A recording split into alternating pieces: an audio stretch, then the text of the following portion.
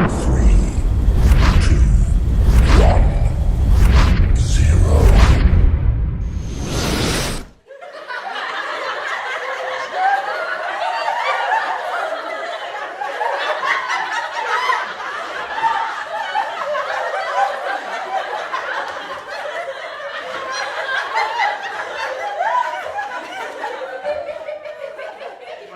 to our fourth committee meeting.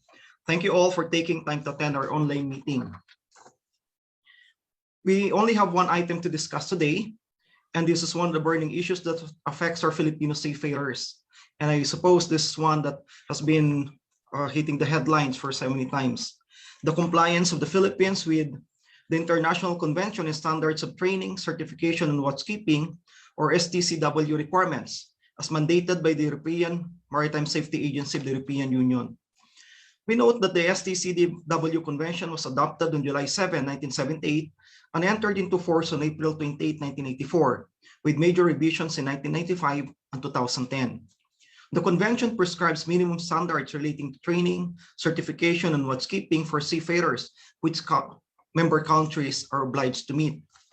The Convention also provides the machinery for cooperation among governments in the field of governmental regulation and practices relating to technical matters of all kinds affecting shipping engaged in international trade, to encourage and facilitate the general adoption of the highest practicable standards in matters concerning maritime safety. We understand that around 40,000 to 50,000 of our Filipino seafarers working on European vessels are in danger of losing their recognition by the European Maritime Safety Agency, or EMSA, because of the inability of some government Philippine agencies to implement reforms since the first assessment was done by EMSA in 2006. So definitely, we will be asking the concerned government agencies on the status of our compliance. But we take note that there are actually two resolutions that were filed by our members. First is the resolution filed by the Honorable Marisa Del Mar Magsino, House Resolution 394, which urges the appropriate committees of the House of Representatives to conduct an inquiry in aid of legislation in the Philippines' compliance with International Convention and Standards of Training, Certification, and Watchkeeping for seafarers, which directly impact Filipino seafarers' employment in European flagged and other foreign flagged ships and vessels. We note, though, that this particular resolution filed by the Honorable Magsino, which was filed on September 19, 2020, has not yet been referred to the committee, but nonetheless, we're taking note that there's already this particular resolution that was filed.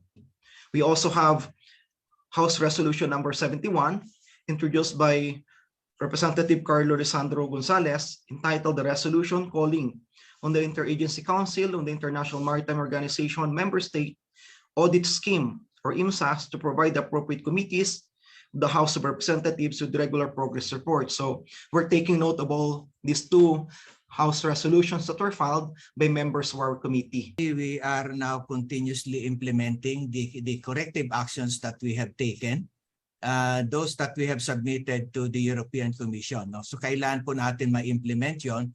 And currently, we check that through conduct of joint monitoring with CHED. No? We conduct po joint monitoring dito sa mga MHCIs natin. And also, we strictly evaluate yung mga new applications.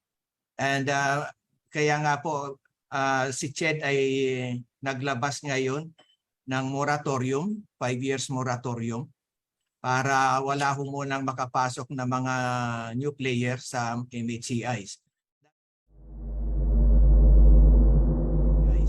That is to ensure na itong existing natin ay talaga pong ma-monitor natin, ma-ensure natin that they are continuously complying with the STCW standards. 1 to 10.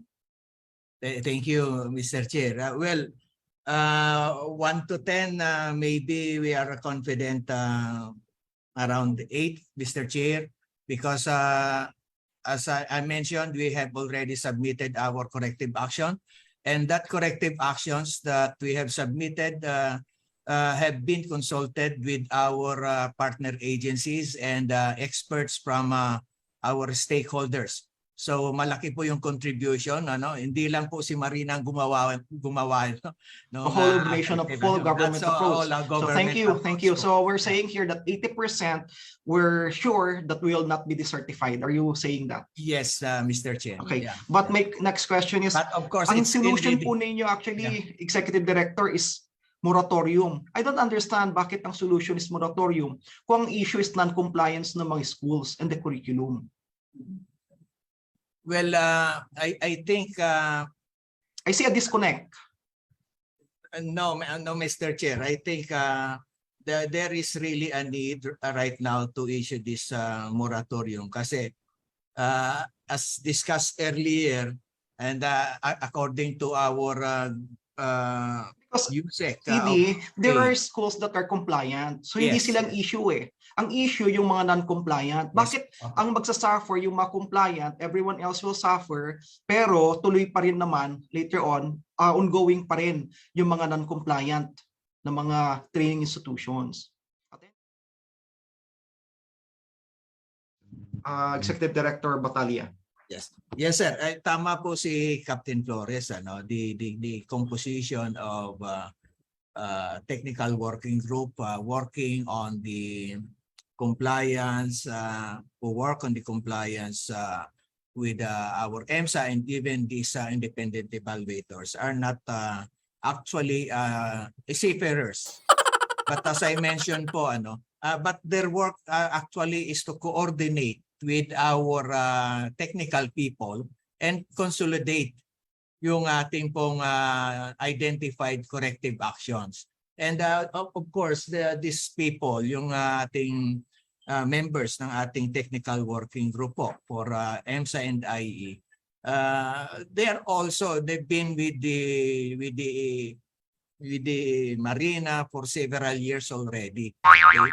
And yun lang po, they're not, hindi po sila yung talagang gumagawa, yung nag-iisip. They are consulting, they are consolidating po the ideas and suggestions, recommendations ng ating mga technical people, including po yung sa ating mga subject matter experts na kinokonsulta natin galing sa ating mga manning agencies, MHCIs, training centers and assessment centers. And, Secretary Director, ilan po ba yung members ng technical working group po na yan? Of course, it's headed by Ms. Presca Lugo. Okay? Siya po ang technical working group chair natin. And, how many members? How many members do we have? Marami po. The administrator actually issued a special order on the composition of several committees, working group to work on our compliance. And also, continuous po ang coordination namin sa ating mga stakeholders in case na meron kaming mga ginagawang mga training courses. We usually request assistance from them to send us a technical people who could assist us sa ating preparation ng ating training standards. Okay. Thank you, Executive Director Batalla. So we hope that some of the stakeholders here will be invited also in some of the meetings or discussions. We will recognize now Captain Ramirez for the last person to make a comment in our today's briefing. Captain Ramirez. Thank you, Mr. Chairman, for recognizing me. At the outset, I would like to congratulate my friend, Mr. Sam Batalla, being the new marketing manager of PNTC. Sikat na sikat siya kanina. Binanggit siya ni Katunying. Mabago pala siya marketing manager ng PNTC. Now, first question, Mr. Batalla, no? Wala na tayong maraming pasikot-sikot. Ano ba ang nakita ng EMSA noong unang pumunta sila dito noong 2006? Yung dalawang major deficiency natin. Ano ba yon? Pwede ba masagot mo ako dyan? Your Honor. Executive Director Batalla, you're muted. I'm sorry, Sir Nelson, but in 2006, I still not involved in the EMSA matter. I don't have the list of the findings right now, but we can provide you po. We'll ask for a copy of that. Thank you. Hindi mo alam, no? Ipaalam ko sa iyo. Ang findings nila, no? Noong 2006 is no effective monitoring, no quality management system implementation. Yung dalawa, bumalik sila sa Pilipinas 2010. Ano ba ang major deficiency na nakita nila? Alam mo ba yun? Yeah, I think I mentioned that in my presentation. Yeah, earlier. Hindi mo para, so hindi mo pa alam. Ipaalam ko sa iyo. Yun din ang problema natin, no effective monitoring, no quality management implementation, dahil napakarami nating mga eskwelahan, no? Napakarami nating mga eskwelahan na hindi kayang i-monitor ng CHED, no? O, alam mo ba, na noong Captain Ramirez, may I 2012, request you, Captain Ramirez, please address the chair so to make it not personal. Mr. Chair. Please. Thank you. Mr. Chair. Sorry, Mr. Chair. Mr. Chair, ito bang isang itanong ko kay Mr. Batalla. Alam ba niya na noong 2012, pumunta dito ang EMSA? Yes po. Yes. Alam mo pala. Thank you. Alam mo ba na noong 2012, tatlo na lang ang minor deficiencies na lang natin at ang sabi ng EMSA, implementation na lang ang kulang. Alam mo ba yan?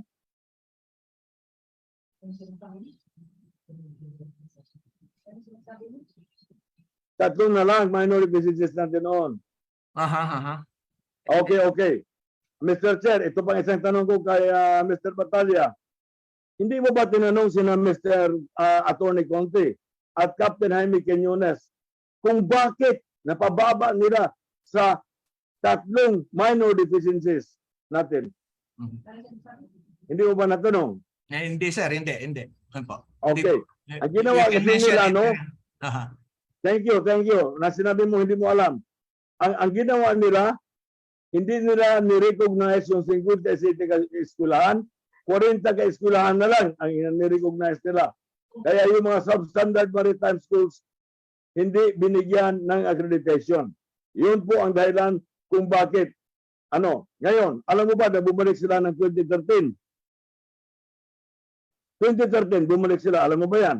Please address the chair, Mr. Captain Nelson. Mr. Chairman. Sorry again, Mr. Chairman. Another question to Mr. Batalla. Alam mo ba na bumalik noong 2013 ang mga assessors ng EMSA? Alam mo ba yun? Yes, na bumalik po sila based po sa presentation ko kanina. Correct. Tama ka.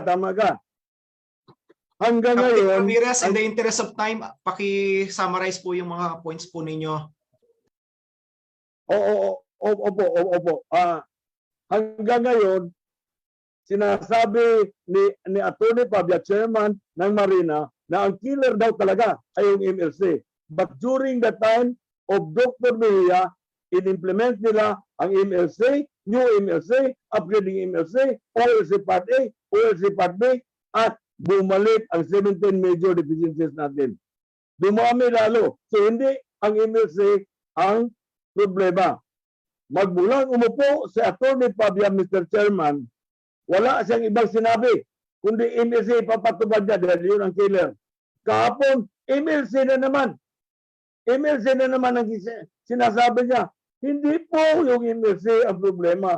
Ang problema, napakarami nating maritime schools, substandard maritime schools that are producing 25 to 30,000 graduates a year, but only 3 to 5,000 can be accommodated or given a birth to practice their profession. Ngayon, kailangan ng OJT. Kailangan doon ng OJT. Pero paano ka mag-OJT, Mr. Chairman? Na kung doon ka mapunta sa barko ng PNTC, 75,000 po ang hinihingi nila. Nagreklamo sa akin yung mga nanay ng estudyante. Kailangan daw ka nasagot sa akong pera kung mag-aral ka sa PNTC. Now, Mr. Chairman, the last part, at ang number one po na hindi nag-comply with 32 pages na findings ng EMSA ay ang PNTC. So how can Marina solve this problem when the number one violator is the PNTC? Yan po. Yan po, Mr. Chairman. Hindi po maayos ni Marina Administrator ang problema natin sa EMSA dahil po siya ang may-ari ng eskwelahan na may pinakamaraming shortcomings, deficiencies, grievance sa EMSA inspection. At yung tinutukan lang niya, MLC, magbulang po, pagkaupo, first day hanggang kahapon, MLC lang tinututukan, Madrimia. Diyan ako concerned, Mr. Chairman. Thank you very much, Captain Ramirez, for raising those issues. We take note of those, and definitely we will be inviting the Marina Administrator in the next briefing that we'll be conducting. So he will also be given opportunity to address yung mga concerns po na binabanggit po ninyo, noting also na klaro po yung mga findings doon sa pinresent po kanina ni Executive Director Batalla, pero ang tanong po natin, are we really addressing them? Baka iba yung problem, iba yung solution na pinipresent po nila sa atin. So exactly correct. Engineer po, Mr. Chairman, Engineer Ramirez. Apo. So with that, I have to apologize because we have to end now our briefing, but definitely we will schedule very soon another hearing on this particular issue.